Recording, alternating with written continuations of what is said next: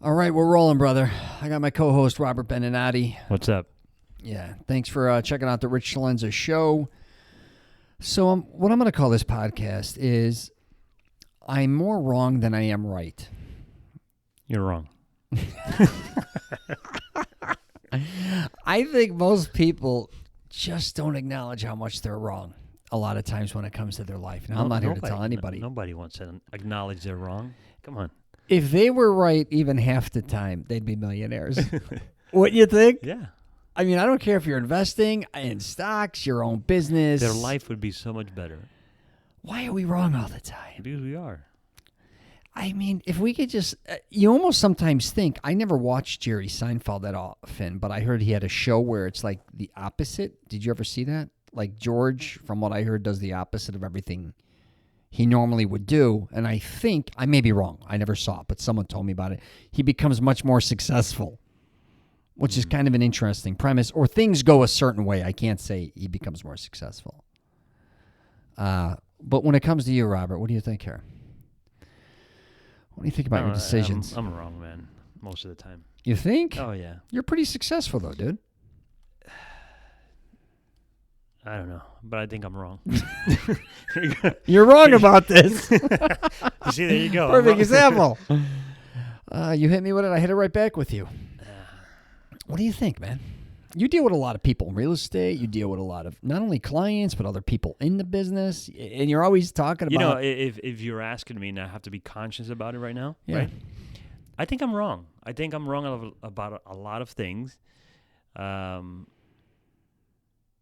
Maybe I wish to be right about most things, I guess. You know, you have to understand, you know, and be honest to yourself. I don't know everything, you know. If I did, I wouldn't be where I'm at. So the thing is being humble about it, knowing that you don't know everything, and as you go, you try to fix it. So I'm fucking wrong all the time. You think so? Yeah. When you're dealing with your clients, though, it seems like you want them to do right. You think you're just... Here's the thing I realized, too. You think we're just naive? No. Well, on that note, I think... Of course I want people to do right, you know, and be right when they make a decision. But I think we're always more right when we are trying to guide someone else because we're seeing it from the outside. Yeah, interesting. So those decisions that we're going to tell that person to do or make most likely are... Most likely, I don't know what percentage, but most likely are right decisions, right? Yeah. That person cannot see. So I think the same thing happens to us. When we're under pressure, we have a situation, we got to make a decision. We're probably wrong, you know, most of the time. You think it's because we make decisions on what we want to on believe? That, you know, what we have in our heads, the outcome we have in our heads, you know, the way we imagine things, what we really wish for, you know, we wish for something and you You know when you maybe this happened to you and most likely did. Were you ever with a girlfriend that wasn't the right person for you? Of course. Okay, and your mom always told you she's not the right person. Of course. For you, you know, she's not the right girl. Blah, blah, blah. And you just wish the opposite. Yeah. Right. And you made wrong decisions. Right. Okay, that's my point right there. You see, you wish for that girl because you like her or because you in your head imagine or wish for that is the right person for you, or you just turning a blind eye to it. Right. Then I think that happens with us when we're going to pick a car and this is the car I want because this is what looks nice, but we know it's a wrong decision. Financially, maybe. Financially. Right. Insurance. Insurance because we didn't need it. Yeah. Tickets. It's a sports car. We could afford a different car, or this is really the car I really need for the family, but I decided to get a 2-door, right? Yeah. But because I wanted that to work out and that's what I wish for, so that's the wrong decision. Well, like that in a lot of other examples in our lives. You know, we wish for this, we want this, even though we know that's not the right way to go. Life's funny because a lot of bad decisions lead to good ideas. Sometimes, though. Well, I right? think making those wrong decisions will make those right decisions even be highlighted and say, oh, shit, that's the way I should have gone. Because this is not working.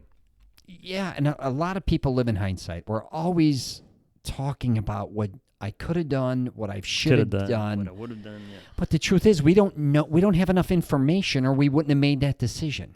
No, I disagree. Really? Yeah, I disagree. We have overload information. Information overload. Is it? Yeah. And yeah. We know. We lie to ourselves, is what you're saying. I get it. I get it. Yeah, we're full of shit. A lot of times, there's no question about that. Yeah, we know the right decision. We just don't want to make it sometimes. Make it. It's not what we want. But is it the wrong decision? If you look at it, there's no right and wrong, like they say at the end of the day, right? There's just do and don'ts. I did it. Sucked. Doesn't work for me. Let me go. Now I got to go sell that, coupe. Or whatever it is. And go get the minivan I needed for the family, whatever. But, yeah. But if you didn't buy that, sometimes you'll wonder, like, what would you... I always say everything leads you to where you're at, right? But there could be small things, like, say physically, a lot of people may be obese, right? They made a lot of bad decisions. They knew the whole time, but, they're still okay. I've been wrong a lot of times, right? But I think maybe the difference, or I hope this is the difference in me, is that I realize what I need to do and I pivot fast. Mm. All right, you know what? Mistake. And mainly financial is what you're saying. Financial or just personal, material-wise, or I should have gotten this versus that. Right. This is not working. Now what? I don't just stay and I'm not the victim and I don't cry. I just figure a way how do I get what I need and correct this problem. Yeah. Right? Because I was wrong about it. Yeah, life's all about problems. Let's call it for what it is. Yeah. So you go find the solution, right away. Stop crying about it and just move on. Yeah, it's about being creative. I don't stay stuck at the problem or I was wrong. Okay, let's fix it. Yeah, that's a creative. I talk about everybody's creative. If you weren't creative, you wouldn't be creating the lifestyle that you lead, good or bad. Right? We're all creating the life we lead, no matter what. Yeah. I find things interesting, though, with people that love money. And, they're always... We went through that at your party the other day. Like, you're listening to different people talking about different situations that they go through. Mm-hmm. A lot of people talking about the money they had at one time that they lost, or the ones that didn't have any that made a bunch, whatever. You know the whole thing. But also, I think, too, we goof around and say we make a lot of wrong decisions, of course.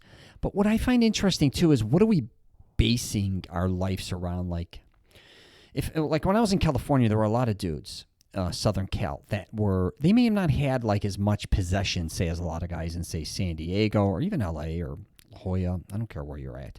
Carlsbad. But they were really in great shape, and they lived these really incredible kind of lives, right?